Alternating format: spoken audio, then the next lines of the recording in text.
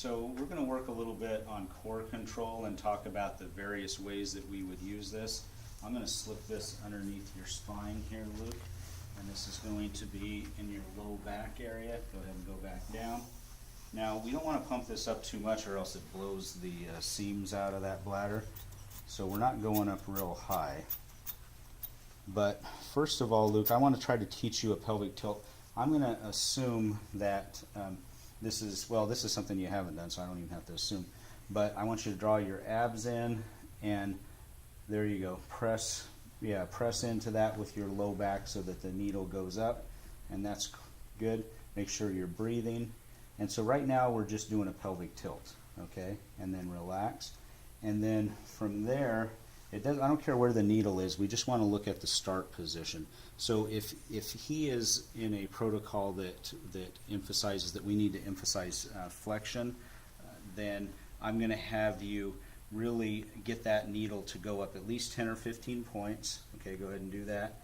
Nah, that's a lot more than 10 or 15, so there you go, about right there.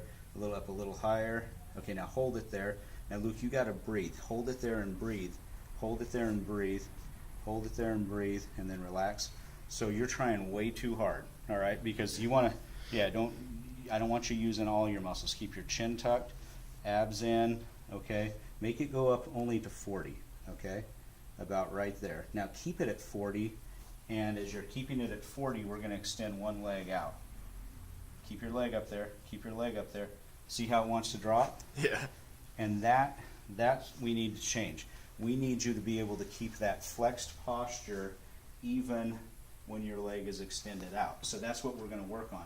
So obviously you're not able to do it when your leg is all the way out, so we're going to find a point of success. That point of success is right before it dips. So you go really slow, find your position, go ahead and lock into it. Good. And then real slow, extend that out. Okay, so go ahead and extend your leg out a little bit. Good. There you go, you recovered, and then come back. Now, I would give you this, you can hold on to this and practice this for at least 5 or 10 minutes while I'm doing my paperwork. I'll be doing the paperwork in the room, but this is something that Luke does not have at home. This is something he needs to practice here. Use that as an opportunity to buy you some time to either be looking up his exercises and sending them to him or actually doing your paperwork. And that, again, is assuming that we need to bias flexion. Now, a lot of people, we don't want to bias flexion. We want more of a neutral response.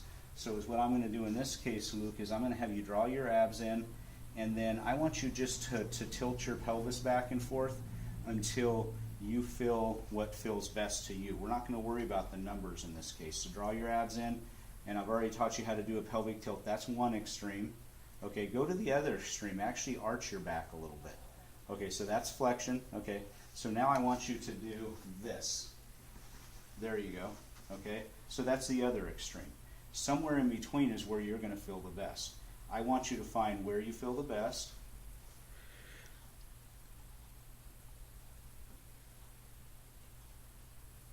Got it?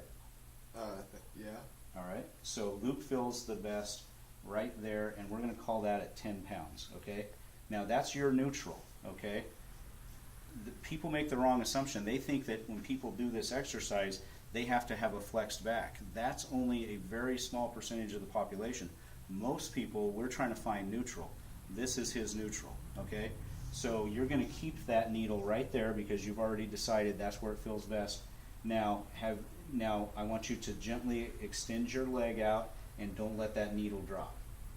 See how it dropped a little bit when you initiated? There you go, good recovery. Bring it back to where it was, and then the other side. Excellent. So that is how we train.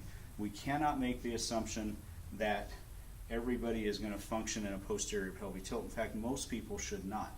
You need to find neutral, stabilize in neutral, and then we start working outside of neutral. So from this position, I'll go ahead and take this away now, and then I'm going to have you do the same thing, Luke. You're going to draw your abs in, you're going to be nice and stable, and then from there, I want you to feel what you did when you were on this, because I still want your core stable, but let your core rotate a little bit as it's being stable. And is what we have to remind people is that if they do this exercise here and they get perfect at it, it will do them absolutely no good in life unless they use it when they leave here. So we're practicing this in a very decompressed posture, but ultimately we need to apply this to the standing posture and have Luke draw his abs in as he's moving and as he's functioning and have a stable core. So eventually we need to relate this to the standing position, and we'll certainly do that at some point, but in an acute stage, not so much.